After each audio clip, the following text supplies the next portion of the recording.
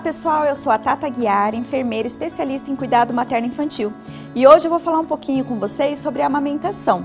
A amamentação é uma parte muito importante, principalmente nos primeiros dias. E as gestantes têm o costume de focar muito no parto e deixar um pouquinho o preparo da amamentação. E hoje a gente vai falar dos principais pontos, o que é importante saber sobre a amamentação para se tornar um processo mais fácil e prazeroso também. A mulher, ela passa por algumas mudanças, principalmente nas mamas. Então, muitas vezes elas descobrem que estão grávidas mesmo antes de apresentar um atraso menstrual por conta da sensibilidade nas mamas. Então a mama ela começa a ficar um pouquinho mais sensível, mais dolorosa, inchada e depois ela continua crescendo também. Após o nascimento do bebê, essa mudança continua acontecendo conforme as fases da transação do leite. Como preparar as mamas para amamentar? É uma das principais dúvidas que a mãe tem durante a gestação. Não existe preparo para as mamas, a natureza se encarrega disso. Então não precisa passar a bucha vegetal, a gente sabe que tem várias culturas, né? Mãe passa algumas indicações, a avós, a vizinha, mas nada disso faz um papel importante, muito pelo contrário, ele acaba machucando e causando dano na mama. Então, é deixar mesmo a natureza se encarregar disso. Não precisa passar bucha, não precisa usar êmbolos, não precisa usar conchas, de repente a mama ela é plana ou invertida, não precisa de nada disso, tá? Aí tem gente que pergunta, mas e o sol? O sol não existe comprovação científica que ele faça um efeito positivo na hora de amamentar, tá? O que acontece é que a areola, essa parte escurecida aqui da mama, ela cresce durante a gestação e ela, por si só, ela já começa a escurecer, que é uma proteção natural que a mama tem. Então, o sol não vai fazer isso, esse efeito de escurecer e proteger. Mas se quiser tomar um sol com cautela, não tem problema algum. O que é o colostro? O colostro é o primeiro leite produzido pela mulher. Então, a coloração dele é meio transparente, amarelado. Ele acontece nos primeiros dias, geralmente do primeiro ao terceiro dia, depois do parto. E esse colostro ele é fundamental para a nutrição do bebê e preparo para a chegada desse leite que o bebê vai receber.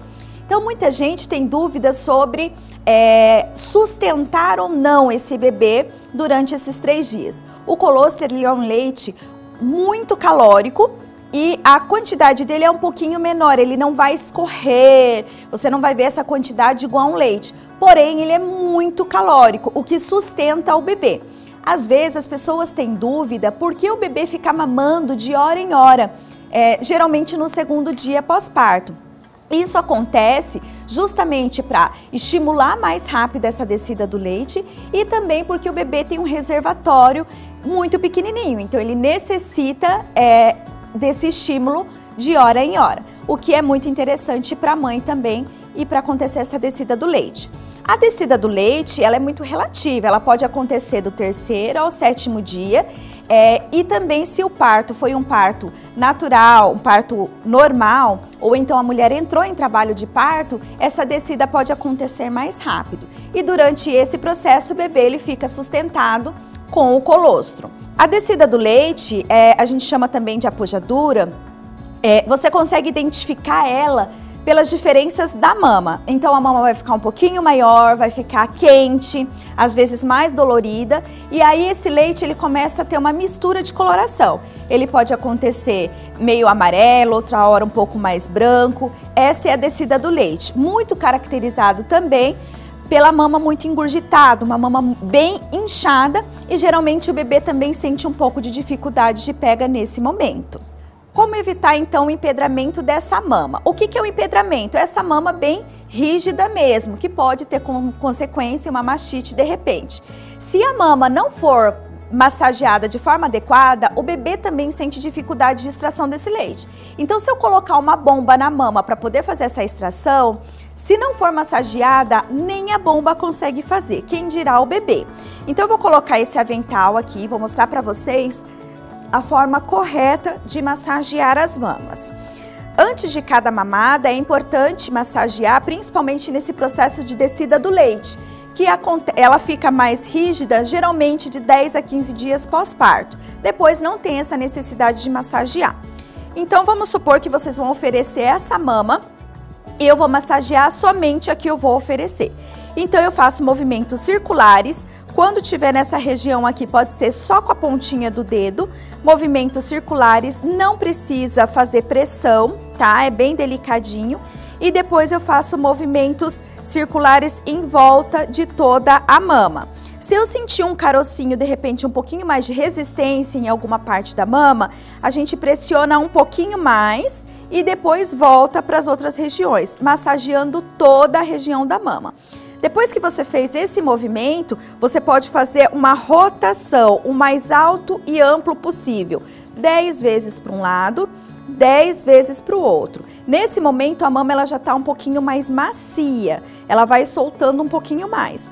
E depois também tem a técnica do milkshake, que a gente pega as mamas e chacoalha de uma forma tranquila, sem machucar, e chacoalha. Se você perceber que a mama ela tá mais macia, você consegue fazer esse movimento de apertar um pouquinho a mama, ok, já é suficiente. Se você sentir ainda muita rigidez na mama, continua fazendo os movimentos circulares e aí você oferece a mama para o bebê. E como posicionar o bebê para mamar? Essa é uma dúvida também bem constante das mulheres. O ideal é você ter uma almofada de amamentação e, principalmente nos primeiros dias, ficar sentadinha bem reta. Porque quando você deita, a mama ela espalha um pouquinho e o bebê tem mais dificuldade para poder fazer essa sucção. Lembrando também que o bebê, nos primeiros meses, principalmente até o 3º mês, ele não sabe mamar, ele tem um instinto de sucção, ele sabe sugar. Então a gente precisa ensinar esse processo e a partir daí é mais tranquilo. E você também está em adaptação, é uma coisa nova para você, mesmo você já sendo mãe, é uma situação diferente. Então, eu indico também, principalmente nos primeiros dias, usar a posição tradicional mesmo, tá? Então o bebê ele vai ficar viradinho, barriga com barriga, que é importante. A mama você não leva na boca do bebê, você leva o bebê até a mama. Então, se for necessário, desça um pouquinho o bebê, tá? A almofada de amamentação tá aqui embaixo. O bebê viradinho, cabeça alinhada com o tronco, tá? De preferência, a cabeça um pouquinho mais alta do que o bumbum. Você vai pegar a mama em forma de C e dar espaço para o bebê abocanhar essa mama. Então, você vai achatar um pouquinho para facilitar essa pega e vai provocar a boca do bebê. Quando você provoca ele, ele abre bem a boca e você ajuda posicionando ele aqui. Esse é o que a gente chama de posicionamento. O bracinho lá atrás também. Existe também a questão da pega, que é muito importante em relação também a fissuras. Então a pega é aquela boquinha de peixe que o bebê faz. Se o bebê não conseguiu abrir agora a boquinha, você pode ajudar com o seu dedo.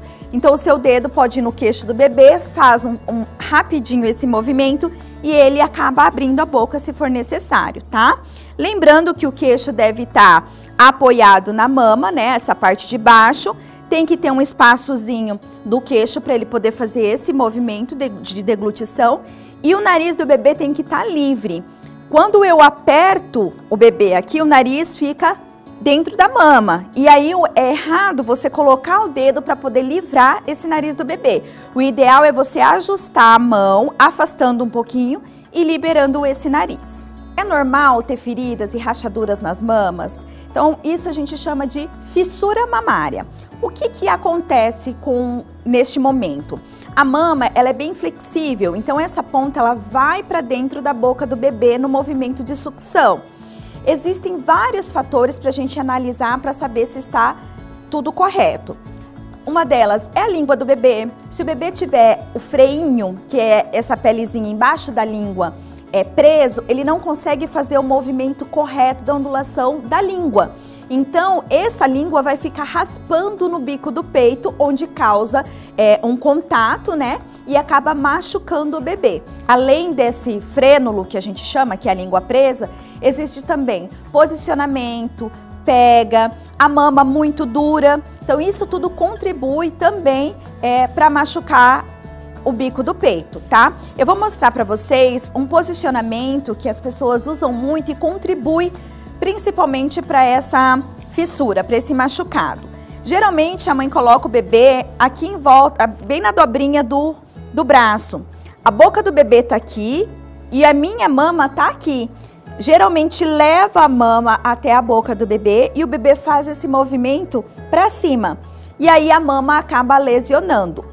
Outra também posição que usa muito e que não é correto é deixar a barriga do bebê para cima. E aí o bebê tem que virar o pescoço dele e ele faz um movimento de lado onde machuca a mãe. Isso também prejudica em relação à extração do leite, porque o bebê tem que fazer uma força maior. A mama rígida, como a gente conversou anteriormente, dificulta também o bebê. Ele tem que fazer uma força muito maior para extrair esse leite e aí acaba machucando também a mama.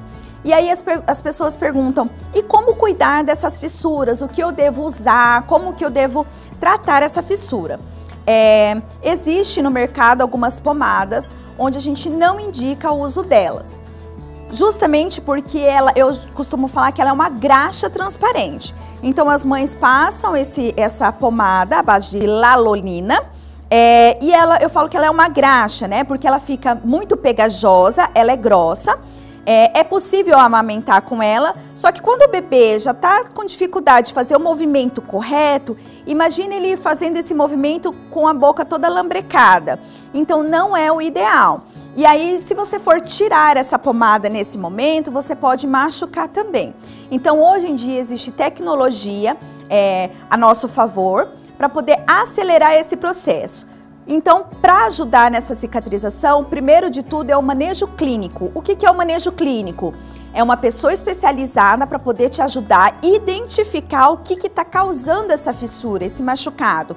Então, vai te ajudar em relação ao posicionamento, a ver a língua do bebê, ver o que está acontecendo, corrigir esse problema e aí, então, a gente pode usar outros recursos. Hoje em dia, a gente usa muito um aparelho chamado laser. Ele faz a laser terapia. É um laser de baixa frequência, onde eu consigo estimular e recuperar essa pele machucada. Então, não dói, é um processo rápido e tem um resultado muito satisfatório e muito rápido. Além disso, as pessoas perguntam do sol. É ideal deixar a mama de fora para poder acelerar essa cicatrização? O sol, ele é eficiente também porque deixa a mama arejada, porém é importante a gente ter alguns cuidados. O tempo de exposição, no máximo 5 a 10 minutos, no horário do sol um pouquinho mais tranquilo, mais fraco, e também proteger essa área da mama, deixar somente a areola de fora na hora de tomar esse sol. Tá? Então você pode fazer, cortar um sutiã, colocar uma camiseta para poder tomar esse sol. Mas não existe comprovação também de que isso vai acelerar esse processo, tá? Lembrando, então, que o importante de todo esse processo é identificar o que está causando e ajustar isso daí. Outra pergunta que eu recebo bastante é se o tipo de bico influencia no caso da amamentação. Mães que têm o bico plano, que é aquele bico reto, tá? Ou o bico invertido, que é aquele bico para dentro mesmo, são as que têm mais dificuldades, mais dúvidas em relação à amamentação.